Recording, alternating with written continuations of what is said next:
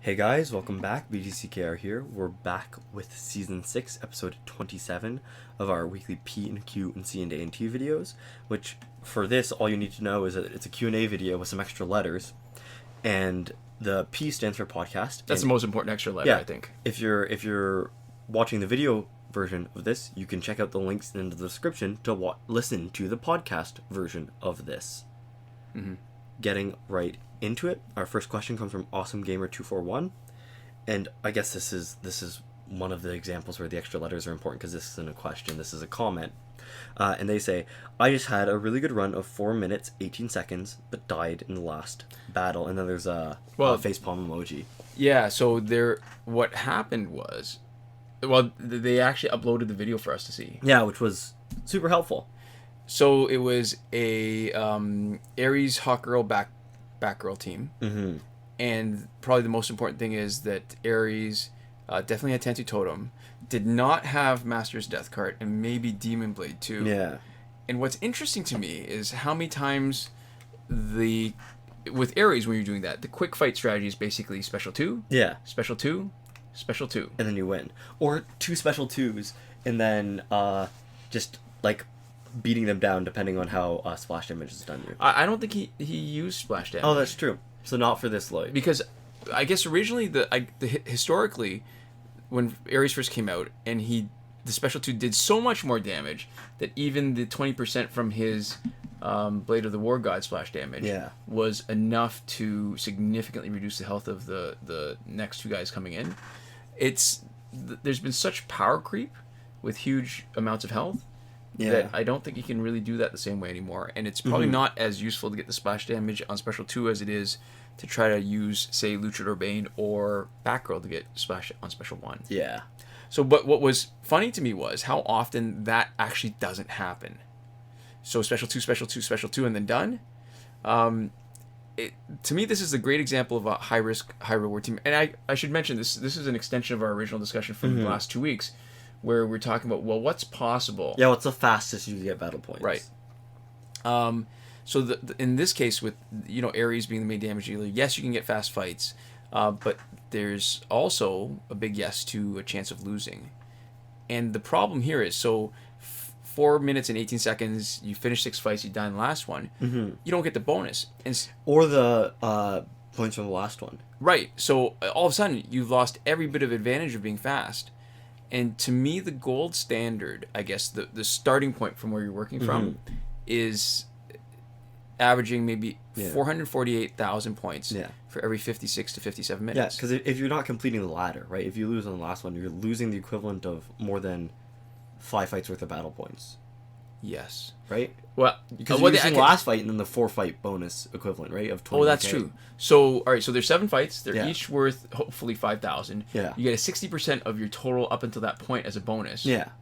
Okay, yeah, so that's about right. Yeah, you're losing... Well, the 21k is worth a little bit more than 4 fights, and you lose the battle points that you would get from the last fight. So assuming you're working at the most battle points, you'd lose, 5 fights worth. And if you're working at a place where you creep up, you're actually losing probably a little bit more than that. Right. All right, so now, however, for anybody who's watching this as a video and not listening to it as a podcast, if you're watching what's happening on the screen, and excluding the first loading screen to get to where you see the first team that you're going to fight. Yeah. This is a 5-minute ultimate run. So it's pretty quick. It is. And you're getting a full... This is the Elite 5 Flashpoint team, so you're getting a full max 5,000 per battle fight. Yeah, and you can see that we just fought like an Astro Harness, right? Or, right. Sorry, not just fought. We are fighting Astro Harness, right? Right. So it's not like we're fighting, only teams that we can blaze through, right? Yeah. So I've got maybe a suggestion for video, and maybe we can get this done in the next little bit, because we've got some great footage. It might be doing a video with a more in-depth discussion about the strategy you want to do if you want to really make make multiplayer into a farming opportunity where you're just trying to get as many battle points as you can, rank as high as you can, and get the most out of the time that you're spending playing multiplayer. Yeah, so it's like it's the best team in Injustice depending on how you categorize best team, but it's one of those instructional videos, more of like a how-to basic principles. And maybe one spoiler I'm going to drop here, or it's not so much a spoiler as it is a tease for the things I discussed and the things that might not be so obvious. Mini games, the mini games you use for specials, play a bigger difference than you might think. Yeah, because mini games are like pretty close to set length for anything except for the up and down slider. Right. And the up and down slider is the fastest. Yeah. Of all of them. Like, even tapping really fast to get 200%, it's slow. I mean, comparatively. So it costs you a lot of time that you could spend actually farming. Yeah, if you're trying to shave seconds. Yeah. Okay, our next question comes from Frolic Fox, and they say, "Hey guys, why are the current packs costing real money? Not even a single challenge pack is of credits now. What's your opinion, guys? I guess after the recent update, they've modified packs only for real money. I request you guys to please share your views on it. This is the second time I am asking." Okay. And I thought we'd already talked about this, but maybe not. Yeah. I may be talking about sort of the overall bigger picture thing where I think the impact is. I don't like it personally. Yeah, it slows progression. Yeah. That's the biggest impact I think it's going to have. Because, so here's the thing. I mean, they've made some changes, and some are good that would actually speed up progression. Some have been bad, slowing down. One of the big things that they've done to actually speed up progression was having a 1-week challenge every week. Mm-hmm. It's a good grinding opportunity. Right. Do you remember when they would last about 3 weeks? And then there would be like a 1-week break? Yeah, it would be like a month. It would be month-long cycles. There used to be very rarely any repeats. But they were more events than they are now.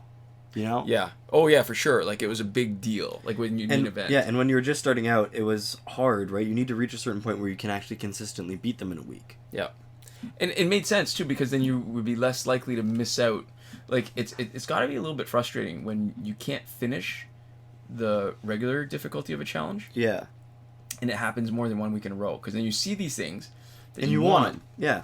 Because I remember for the first challenge, I started playing the game, and by the end of the period, just barely, I scraped by, and I got it. Right. Right? And I was able to get Red Sun Deathstroke starting playing while Red Sun Deathstroke was a challenge. Right. Which is, impressive. Yeah. Or more than impressive, it's a testament to, like, the progression in early game, right? But now you can't have that. Right, and then being in early game, being able to get a decent gold character. Yeah, totally changes the game. Right. And you also, I think the main thing is that when there's requirements, you can't work towards a requirement if you don't already have it. When there's only 1 week, it's much harder. So maybe that's part of our bias. Like, when we talk about, like, to me, my favorites are the ones that don't require anybody, or that they're all characters that you can get as bronzes. Yeah, because you don't, if it's something that is really easy to, theoretically buy in, right? Mm-hmm. Because I think for, like, when you're first starting out, if there's a requirement, it might make sense to buy in, right? Right. And just buy them directly so you can have a copy of them. But you can't do that for 1 week if you're starting out. If this is, like, your first gold, that's not how it's going to go down. So, I guess getting back to the original point, too, about whether, packs for money. Yeah. Part of it is because we're used to packs for power credits. Yeah. That we find it frustrating. I wonder, I guess it's got to be, for somebody new, there's got to be at least a little bit of the same kind of bad feeling about being stuck and feeling like your progress is slowed down. Yeah, I have less goodwill towards the sort of games that do that. And it's because, like, I have less goodwill to the sort of games that have so many, like, in-app purchases in the first place. But I have even less for knowing that they have actively made the game worse for the benefit of themselves and, I guess, the high-paying public. Right. Those are the two groups that have potentially benefited. But even for not really the high-paying public, because if you could buy it for credits, you could just buy credits and then buy the packs. Right. So it seems like it's actually impeding progress on two different levels. One, it makes it harder to generate power credits because you're... I'm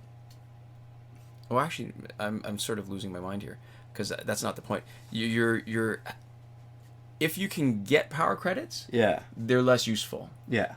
And the whole goal used to be to get to bonus battle 6. Yeah. So now getting to bonus battle 6 is slower too. Yeah.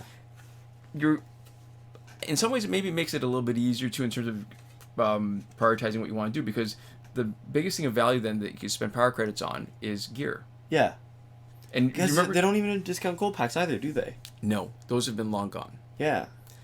And when people could buy packs, and there were these targeted packs that were really good, and we would recommend them all the time. Yeah, because it you was could build something to team. work towards. It was like the best thing to work towards. But then people would struggle with whether to buy that or gear lockers. Yeah, but I think that was an interesting dilemma. I think that was actually like an interesting gameplay decision that they've taken away. Mm-hmm. Mm-hmm. You know, I think it says something bad about the game, actually, and like where the game is at, that they are very obviously squeezing money out of it at the expense of really just the player base, right? Right. And it sort of shows where they're at with it. They're willing to make that choice, especially when they haven't for so long, right? Their monetization has been actually not bad, right? Yeah. It's been a little unreasonable, but it hasn't been necessary at all. Yeah. And it's hard to make a good team with the way that monetization is right now, without paying exorbitant amounts of credits for buying people directly, or just doing challenges. I mean, now it's internally consistent at least, right? So if you're buying specific characters with those special team packs, it's more in line with the advanced, or not the advanced access, but whatever the early access packs. Yeah, which no longer works, because that only really worked when it was actually a new challenge character and you're getting it before literally anybody else. Right. But now when it's just repeats, it's like, who cares? This is true. Right? So it's been devalued a little bit by the way the game's going, too, with the lack of new content. Yeah. Yeah. There we go. So that's how we feel about it. Oh, unfortunate. Yeah. Not great is how we feel about it. Yeah. Okay. Our next question comes from Edward Rebuzano. Rebuzano. Rebuzano? I don't know how to pronounce your name. Please let me know, Edward, or you don't have to. It's not your job to educate me on how your name is pronounced, but I would appreciate it. Right. And their question is, I don't have reverse flash. What character can I use as a replacement? To me, this is a bit of a funny question, because the answer is really nobody, and the nobody is actually... This was a video for us, how to beat Survivor. Right. Yeah. And back when Survivor was 16 fights. Mm-hmm. So at this point, the answer is nobody, and not even reverse flash. Like, he can't do what he used to do. Mm-hmm. And the specifics are that reverse flash, now, the speed boost doesn't last as long, and it doesn't seem to be as much of a boost. Yeah. So that way where you juggle, where you swipe once, he does 2 hits, and you can just don't take the third swipe. You just keep, or do the second swipe to get the third hit. Yeah. You just keep on doing that over and over, and if you get the right rhythm, you can lock them and juggle them, so that even when they generate a bar of power, which normally they would do their special, because their special would prioritize over anything almost, except for reverse flashes, swipe combo. Yeah, like they can't use it on the second hit of a combo, and they never get out of their stagger animation. Right. So the other thing that they did for Survivor was that it used to be a knocked out teammate's passive would still work. Yeah. So let's say you had Batgirl and she was knocked out, but you kept her body on your team. You'd still get a bar of power at the beginning. And so one of the strategies for maximizing reverse flash was using regime flash to give the speed boost, so you wouldn't have to do as many special ones, so you could get them fast. And it was almost an advantage, actually, to have regime flash knocked out. Yeah. Because the fight, I think it was the last one that had random tagging. Yeah. You wouldn't have to worry about somebody tagging and interrupting. I mean, that interrupted your combo more than anything else, is when they swapped you out for somebody else. Yeah. But the bigger question is it worth doing Survivor to try to finish it? Yeah. And I think when it was more attainable, I think it sort of was as an accomplishment, right? Yeah. It's like one of those things where you do it because it's there, not because it's inherently like efficient. It's not good for grinding. The rewards aren't special. And it takes longer. The higher the fights you get, the harder the opponents. They have more damage. They have more health. Yeah. And the real problem is, because they have more health, it just takes longer to finish the fight. Yeah, so there's an advantage for having said you did it, right? But there was no real sort of gameplay advantage. Right. And now I think it's even harder. Yeah, because there's the more levels. I think there's at least 20-something fights now. And you know what they did to reverse flash, right? Yeah. And it doesn't scale. Change the passives. It's not like the range is the same, so that it gets the hardest fight that used to be It's at the level same 16. difficulty, yeah. Yeah, it's harder. Level How many 16 fights is, are there now? Do you I even don't know? know. I don't think I know, but I think there's like 20 or 21. Yeah. And so the time that you could spend, I guess, if you've got maybe everything that you need, then you don't, making the game interesting by finishing Survivor. Okay, so that's a challenge. It might be worth it. But if you're... I think it's meant to have the trappings of an endless mode almost now. Oh, maybe. Right? Sort of, where because they extended it, right, and just made it harder. I think it's supposed to beat you back to the point where you can't beat it, right? I don't actually know if it's possible to beat it. If anybody has beaten it, if they want to leave a comment. Or upload the video, actually. I'd love to see somebody's strategy for beating Survivor if they have beaten it. I think video would be good. Right to the end. Yeah, that would be really cool. Yeah, but it's... The problem is in the game now where there's how many different currencies? Oh, wow. Okay. Valorium alloy, nth metal, power credits. Alliance credits. Oh, I had forgotten about that because they're useless to us now. Is that it? And I guess shards. Shards. Do you count that as currency? If you count it as currency, doesn't that mean that's 5 currencies? Yeah. Does each color count? And then real money. Yeah. Because here's the thing. I mean, WVID. Yeah. If you are missing the right color shard, yeah, then you can't fuse your gears. Yeah. So they do count as separate currencies for sure. I think they'd have to. Yeah. So then spending time trying to finish Survivor. I don't think gear shards count because then you'd also have to count augments. Because augments are are augments a currency? I guess in the way that currencies work, because you're spending them to get your thing more powerful. Well, more powerful, right? In the same way that gear shards, you know what I mean? The same way that Valorium alloy is a currency. Valorium alloy is spent only to upgrade metal characters. I guess so, but Valorium alloy is codified as a currency more, I think. Yeah, so I guess they're all currencies then, right? Yeah. I think Valorium alloy is the in for justifying calling all of them currency. Right. If we're gonna say Valorium alloy is a currency, then all the rest are. If we're gonna say all the rest aren't, then for consistency's sake, for internal consistency, the Valorium alloy isn't. And I think one of the reasons why Valorium alloy seems more like it is because one, it's you get it in a bar right at your and you get bits on your screen, and you also spend it on stuff that can be upgraded for power credits on other characters when you upgrade the specials, right? Right, you're actually spending both. You're spending power credits and Valorium alloy on metal characters to upgrade them. Yeah, so it's it would be weird to think about it like a currency and a material, right? Oh, you mean like when you do recipes, what do you call those? I don't know. There's a word for it. Oh, speaking of words, ingredient? Sort of, yeah, ingredient. Well, that's the thing in recipes that you use. But I was thinking more like the sort of unrefined materials, like the sort of like bricks in a house. What do you call that? Like raw material. So I guess so. Raw materials is it. Then it's not really bricks in a house. But all right, speaking of words, remember last time we talked about scare quotes and air quotes? Yeah. So I actually read up on it. Yeah. And the funny thing is, it's really just a coincidence that they rhyme. So scare quotes are used in writing to denote something ironically. Oh, is that the italicized stuff? No, it's putting quotes around it in writing where you say, I kind of. So they're used in almost the same context then. Scare quotes and air quotes. They're used the same way, but one is for the written word and one is for spoken. Oh, that's interesting. So it's like saying, Tim Tebow is a great baseball player. So he's a football player who is a quarterback and he's trying to make his way through the minors, but hasn't played baseball for a long time, so he's not that great. Oh, okay. So if you say he's a great with quotes that's around a little the mean. I'm sure he's trying his best. It was just the first thing that came to mind. I have nothing against Tim Tebow. It's the first. I am very sorry. I bet he's better than you at baseball. I'm 100% sure he's better than me at baseball. I just do not try to make a living at it like he is right now. But so you use air quotes when you're saying it in person and you hold your fingers up and make those little sort of bend your fingers up and down kind of thing. That's good because I thought scare quotes was nothing. So I've learned something. Yes. You were wrong, but I've also learned something. Well, so I guess we all benefit. I guess technically I'm wrong because I was talking it, but I'd written it down as a note so that I'd wanted to mention it.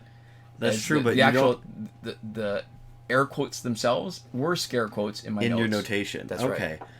That's convoluted. It's convoluted, and it's a sort of a twisty way to try to not be wrong, but technically, I was wrong. Everybody, we all learned something. Yeah, that was cool. If anybody knew about both scare quotes and air quotes, I would be very impressed. Yes. Well, now I won't be so impressed because we just finished talking about it. Yeah. Post conversation, if somebody explained them to me now in the comments of our video, I would. You know what? If somebody in real life explained that to me now, I would think I would still be impressed. What's funny to me is how language works. Is I would have thought before looking it up that one was just like a corruption of the other. Yeah. And it was somebody who had misheard, like so like some I'm trying again when I think of it, it's hard to come up with examples. Like when people See, I have a half example. Okay, go ahead. Because centripetal and centrifugal force, right? Oh. Where only one of them is like a real force. Yes. And they're like different things, but they're both like terms, right? It's like the same sort of thing. I don't even know which one's the real force. I think centrifugal force is the one that you feel when you're like in like a car going around like the bank turn. Okay. So it's not the real force, it's just the force of you going forwards and the car's forwards being different now. Your vectors are changing. Yeah. So your momentum is keeping you in one direction, and it's the your car's changing it. inertia. Yes. I think. Yeah, your inertia and momentum. Yeah, and then I think centripetal force is the one that's like a real actual force that like you can put on a force diagram. Oh, is the centripetal force the one thing that you have to exert on an object to keep it going around in a circle? Yeah, I think it's the one pointed towards the center of the circle. Okay. Or it's the other way around. One of them is real and one of them is felt but not real. I think centrifugal force has to be one that's felt because it's that when you're spinning in like those rides where you're spinning you around and you're getting squished on the side. But they're both describe circular motion, so I don't know why that would have to. Yeah, I know, but I don't know why centrifugal would have to be the one that was real or the one that was felt. Because that was the one that I learned before I did any physics. Like to me, centrifugal force is the more commonly used term. Yeah. And so people very rarely talk about the force that keeps something in line to maintain that would orbit. make sense, but it might just be an example of people co-opting a term. That's true. Who knows? Language I don't is interesting. know. Language is confusing. Language is real weird. Yeah. All right, so can I talk about something? I mean, I think we're out of questions for this week, right? We are, yeah. This is going to be a bit of a short episode. All right, but I wanted to talk about something that's interesting to me is, and because we started talking about sports last time and about how the loyalty people have to teams. Yeah. So I don't know if you know this, but Kawhi Leonard, who was the star of this year's, the years just past, Toronto Raptors in the NBA, just signed with the LA Clippers. Which is unfortunate because everybody wanted him to stay with Toronto. Yeah, it's I don't. Well, not probably not the LA Clippers or the LA Lakers. Yeah. But what's interesting? All right, so here's what's really interesting to me. So there was a week of basically no updates. Yeah. Kawhi Leonard, I think to me, it has been a professional in every single way, and I guess I can explain that a little bit later. But what I want to point out is that no news for a week. People were reading everything into the fact that he visited Niagara Falls, that when he went to Barbados, he was wearing a Toronto Blue Jays shirt. There were, people were making up rumors, it turns out probably, that he'd signed a lease for a mansion in Toronto. Yeah. And he was registering his kids for private school in Toronto. Although that might actually make sense because if there's a possibility that he was going to stay. Yeah. And he didn't want to take a chance that he didn't get his kid registered in school. Yeah. It makes sense. But then... hedging his bets. So he signed with LA. It turns out that he helped recruit Paul George from OKC Thunder, Oklahoma City Thunder, to request a trade out of OKC to the LA Clippers as a condition for him signing with the Clippers. Yeah. And so OKC had to give up gave up Paul George, but got back in return the LA Clippers starting point guard who's projected as a future All-Star. Yeah. Another player on the roster, I think, who's older but a decent shooter. 5 unprotected draft picks, which means that there's certain draft picks if they become, I think this is what it means, if they're become lottery picks, meaning that they're in the really top part of the draft and they're affected by the lottery, so that you know what a lottery pick is? No, I have no clue. So it used to be that teams that did really bad got to draft higher. Mm-hmm. But then you'd have teams tanking specifically so they could get a Yeah, the better process. draft. And it was awful because then you'd have uncompetitive games. So the way they tried to engineer this out was to have a lottery so that in the last bottom however many teams would draw to get the best position in the draft. Okay. So that was meant to make it more competitive and people would be less likely to want So to you lose for the sake of could losing. tank it for the chance of getting a good draft, but you can't tank it just to get the best draft. Right. So they got 5 unprotected. So that means sometimes you trade a protected or an unprotected. So if it's protected, it means that if it ends up being one of like a top whatever, I don't know, one of the lottery picks, then they don't get it. Then it has to be a different one. Okay. So they get 5 unprotected draft picks and the options to swap places for a couple of years too. So if they both have a draft pick, Yeah. then they can choose to swap them as part of this trade to a better position. Okay. Okay. And the NBA draft is actually a bigger deal than the other ones because it's only 2 rounds. There's 30 teams, so there's only 60 picks. So it's much smaller than any of the other big pro sports like baseball or hockey, which are much bigger crapshoots. So 5 draft picks. How did they get 5? Oh, each year, like subsequent years. Oh, okay. So basically, the Clippers have mortgaged their future so they can have Kawhi Leonard, who's 28, turning 28, and Paul George, I think, who's about the same age. Okay. So they've got a few good years. I mean, if you're looking at, say, as a point comparison, so the senior, I was going to say senior, the more experienced players on the Raptors, they're like 34, 35. Okay. And that's probably the tail end of a basketball playing career. It's very unusual that a player will end up longer. So all right, so I haven't even got to the interesting part. So all right, so people were predicting the LA Lakers, Toronto Raptors, or LA Clippers as the landing spot.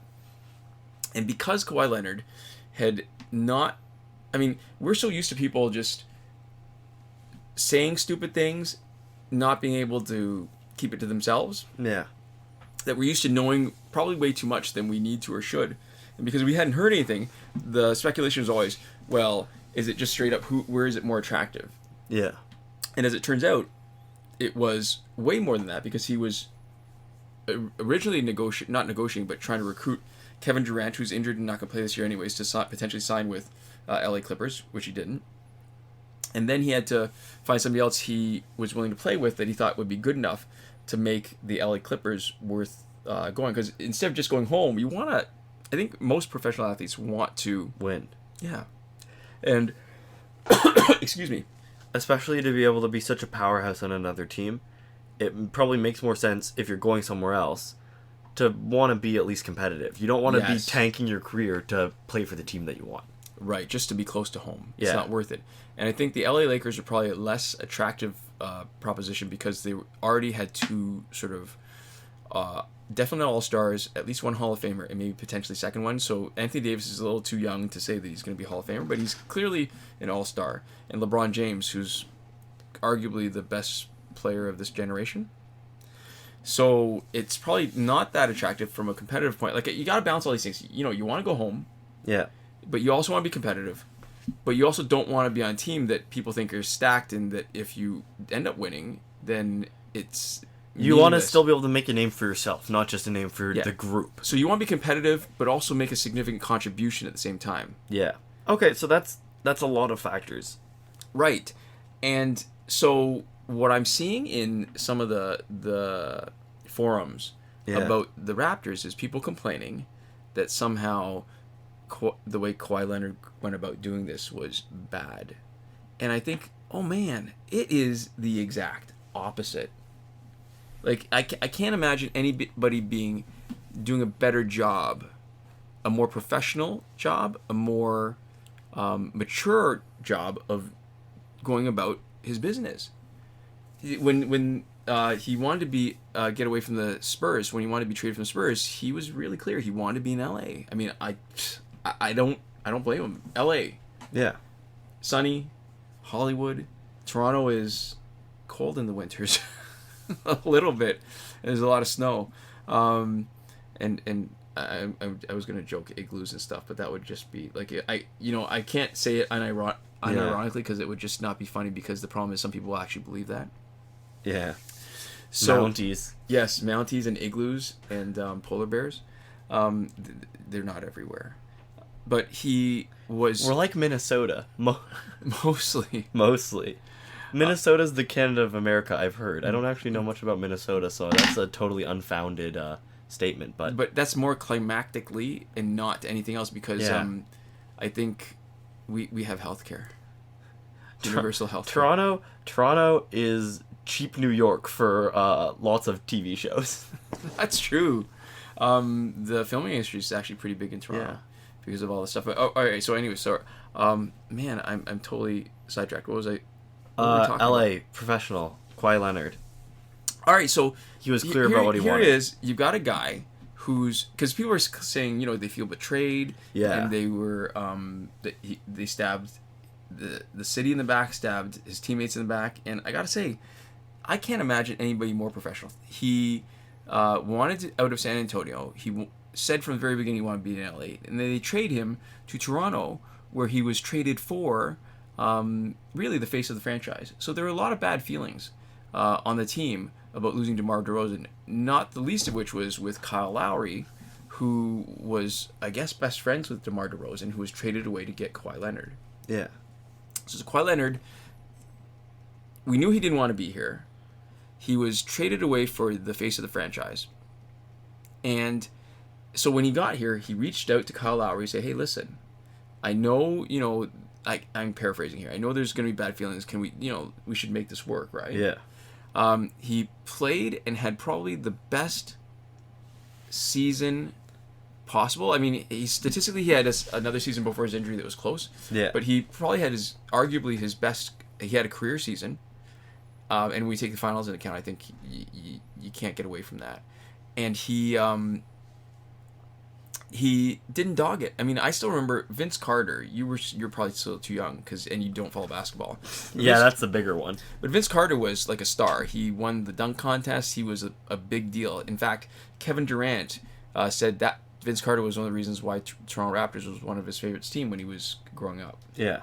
So Vince Carter, when he wasn't happy with being in Toronto anymore, his play went into the toilet. Like, he was just awful. Like, it seemed like he wasn't trying. He clearly wasn't performing it like he did. And then when he got traded to New Jersey, he started doing way better. Yeah.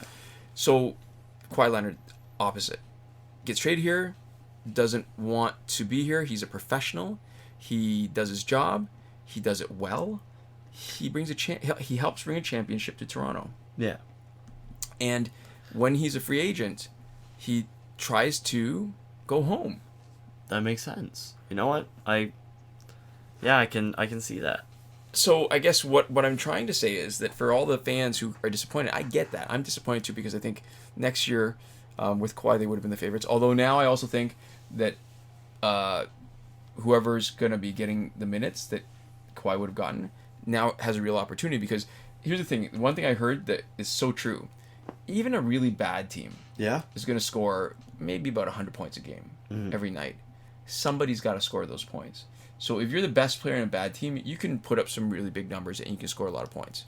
So on a good team, you have the opportunity to really do a lot and score the points. But what you've got to do is you've got to take advantage of the opportunity.